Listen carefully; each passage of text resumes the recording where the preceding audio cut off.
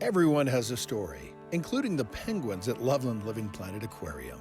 Well, our virtual field trip is about to come to an end with this third and final episode. And yes, there will be a quiz. The first thing I notice is some humidity. Yes, we've got misters that go off on a regular basis to help keep the air humid in here, and heaters as well. These are white-faced whistling ducks. Yep. And I understand that they are from South America. Quiz question. Yeah. What other continent do they live on? You also find the white-faced whistling duck in Africa. Africa. So South America and Africa. It's true. That's a long flight. It is. So Okay. long ago, before those continents separated, you had the ducks, and some were on one side and some were on the other side. What's this guy with the spots? This one with the white spots is the white-spotted river ray. Lives up And- to its name. I don't know if that one's called a brown spot something, but... That one is the ocellated river ray. Oh, okay. River rays are neat. They're stingrays just like their saltwater cousins. They've got their stinger on the back of their tail, you can kind of see. But if you get the angle right, you can see they also have a bunch of thorns or spikes all the way up and down their back as tail as well. Oh, yeah. So this is one of our pools that it's much nicer to look at than to touch. If you listen, you'll hear birds. Way up at the top there, you can see sitting in the rafters is one of our yellow rump caciques. Oh, wow. Ugh. Tarantula. Tarantula, yeah. Whoa, check out that net. Tarantula web is a little bit different. It's not a super sticky web like we think of a garden spider making. Instead, it's like a big floor mat they can feel whenever food is okay. walking on it. Okay, now, I gotta admit, oh boy, those are some big cockroaches. Yeah, the giant cave cockroaches. I do not want to see that scurry at my house. Now, Holy. these guys are famous though. If Yeah? you've seen a movie where they've got big cockroaches, it's Yeah. either these or their cousins, the Madagascar hissing cockroaches. Oh, be darn.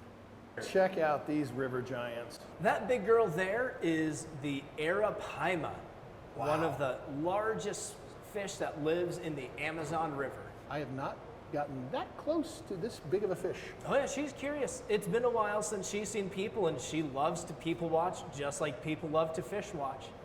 We always think of going somewhere and, it's us seeing the animals, but the animals, they can see us just as well, and some of them are really curious about what people are doing. Quiz question time. How big does an arapaima get? Answer? The arapaima can grow to be 8 to 10 feet long on average, weigh 200, 250 pounds. Oh my heck. Bromeliads? Bromeliads, yeah. When people think of a toucan, they usually think of, they've got the bright beak and colors. Uh-huh. We've got one of them there. Oh yeah, another one up there too. Some other fun ones that we have in our aviary here are the sloths. Okay. The sloths. Are they really as slow as everybody says? They are very slow and lazy. Okay. Turtles. We said that turtles have a flat, smooth shell to help swim in the water. Tortoises have legs with toes and claws, and turtles have flippers. These guys have legs with toes and claws. So these are actually the kind of hidden third group, the terrapins, Oh, okay. or freshwater turtles, they're often called. Up this ramp, we go to another favorite spot, our rope bridge. Oh yeah. Natalia, Emily, Emmett, Jonathan, Dorothy, I'm doing this for you. Yowza! Whoa, that sucker sways. Yeah. Stuck the landing! Yay! Wow. Last time I checked, you have colors like this, it's kind of saying stay away. Definitely. What kind of frog is this? This is a cobalt poison dart frog. Okay, now obviously this is not life size. I hope it's not No, life not size. life size. They're going to be much smaller, about the size of your thumbnail, but still dangerous. Now, one that was the size of your thumbnail would have enough poison to kill you if you were to lick it. No licking frogs. That's right. It's good life advice. Now, with any luck, we can actually see one of those guys at our poison dart frog exhibit over here. Whoa.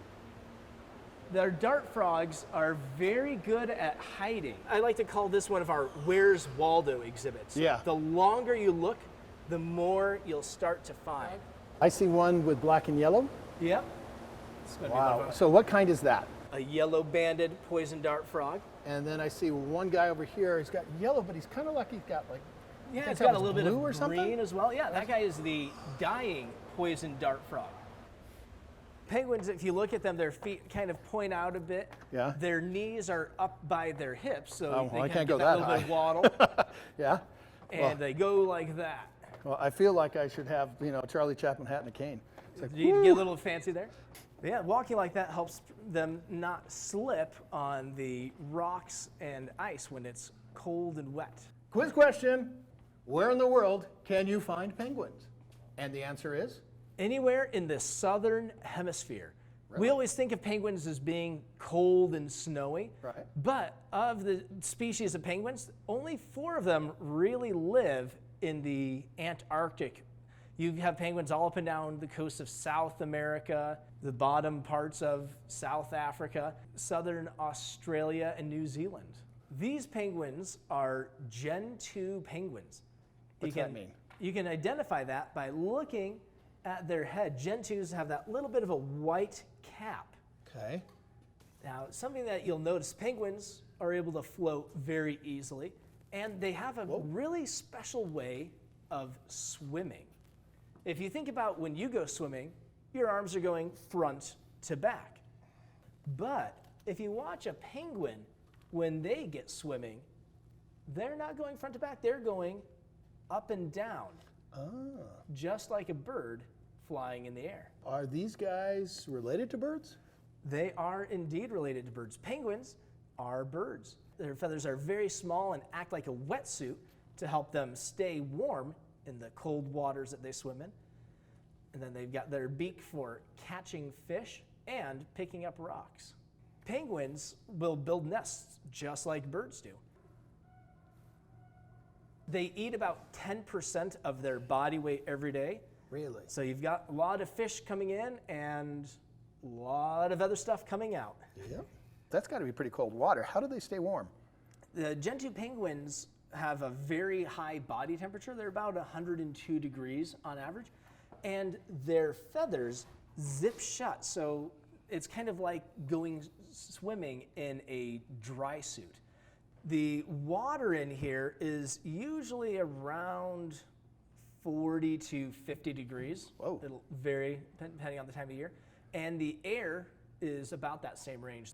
And it's not just cold, but it's also very humid. It's about 80 to 90% humidity in the air. So how many penguins do you have in here? We currently have 21 penguins. We had 11 penguins when we started, and they've had a lot of success laying eggs over the last few years. Oh, really? So some of these actually were born here? They were, quite a few of them Wow. were born here. That's awesome. Gen 2 penguins, depending on the colony, have between a 70 and 90% chance of being with each other. Finding, we had eggs last year, let's get together again. These guys can submerge and everything, but the Loveland Living Planet Aquarium's got something a little different. This one is a lot deeper than other penguin tanks I've seen. Quiz question time. Okay. How deep is this one? This one's 12 feet deep from the bottom water level up to the top, and that gives the penguins a lot more room to dive around and swim. Okay, so the answer, 12 feet. Okay, drop down. Okay, just so what in the world is this? This here is our deep sea submersible. Oh, cool. This is another really popular spot for field trips and kids to come visit. You can go in and see what it would be like to explore the deep ocean. How deep would this go? Submersibles like this have been able to make it down to the bottom of the ocean, which is pretty impressive. Pretty deep. It's mesmerizing to watch. These moon jellies, they just gently pulse and float around, just kind of going with the current. Wow. So where would you find these guys? You can find species of moon jelly all across the ocean. You'll find some in the northern waters of the Pacific Northwest, others off in the Atlantic. Yeah, well, I remember getting stung by jellyfish when I was a kid. It didn't feel good. Yeah, it'll leave a lasting impression. Oh, yeah. These guys have got a nasty sting. Looks like these guys were just fed. You can actually see in the water all those tiny little dots. Those are small little brine shrimp or Nauplius larvae. Oh, okay. So the jellies will catch them, and then they make little balls out of it. So those pink lumps in their feeding arms are the food that they're eating right now. Well, it must have took some pretty cool engineering to get this tank to do what it does. Jelly exhibits are some of the trickier ones because you don't want to have a corner that they get stuck in. It needs to be round and flowing. All right, now we're going to be following the currents as they take us to our Asia haul. Oh, cool. Starting off here, we've got a couple lizards that are tricky to find. They're very good at hiding. So if you look right here, we've got the vine snakes just right there in the middle. It kind of... Oh, my goodness. Wow. So it looks kind of like a little green rope. It does, very much so. I would have missed that if you hadn't pointed it out. We've got our female snake over here. She's a little bit lighter green and a little bit larger. These guys are green tree monitors. Okay. Now, the one thing I noticed, if I remember right, some lizards are venomous, poisonous, whatever. Yep. Are these guys in that case? No, these guys aren't going to be particularly dangerous. I mean, you wouldn't want to be bitten, but it's not going to be like a Komodo dragon. Okay. They're very good at climbing. They've got long toes and a long tail. Their tail is actually prehensile. You can see how it curls around. Not all lizards can do that. Their tail is strong and built for climbing, so it stays on all the time. What's this guy? A sailfin dragon. Looks a lot like an iguana. It's another one of those neat things where the similar body design lets them fill a similar niche, just in two different parts of the world. He's a big one here, so he'll kind of pick his spot, and then everybody else adjusts around him. I noticed he was doing some jerking with his face. What was that? That's how lizards communicate with each other. They don't have a voice. He can't say, "Hey guys, here I am."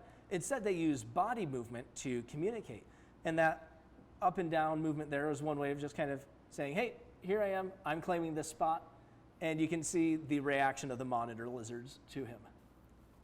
I've got to think these look like some kind of tortoise. Big round shell, long toes and legs, definitely tortoises. What kind? These guys are the Burmese mountain tortoise. Oh my. On our left side here, we've got the golden arowana. Oh, those are beautiful. Now they get to be a pretty good sized fish. Sometimes people will get one, as a pet, thinking, "Oh, it's a small little thing." But whenever you get any kind of pet, especially a fish, be sure to do your research. A lot of them can get to be really big. Oh yeah, that's one of them for sure. Different types of doves and pheasants. Right up there, the one with the bright red chest is a bleeding heart Luzon. I get the name. That makes Yeah, sense. I mean, it looks like it's injured, but that color is a way of showing off to a mate, "Hey, look how healthy I am." Clouded leopard. This guy looks kind of shy. They are. Clouded leopards are very reclusive. They try to avoid big crowds and being out where they can easily be seen, like a lot of cats do. We have two of them, a male and a female, Koshi and Rue, and we're hoping that they will be able to breed. We'll have kittens. They're part of a species survival plan. Okay, quiz question. Where does the clouded leopard come from? You're going to find the clouded leopard in the rainforests of Southeast Asia. Thanks, Brent, for helping us with this virtual field trip to the Loveland Living Planet Aquarium. Also, our underwriters, Rustico, JW Custom Hats, Five Wise Hand Sanitizer, and of course, Liquid Earth. Stories have power. They help us understand each other. With another entry into Jessup's Journal, I'm Doug Jessup, ABC4 News.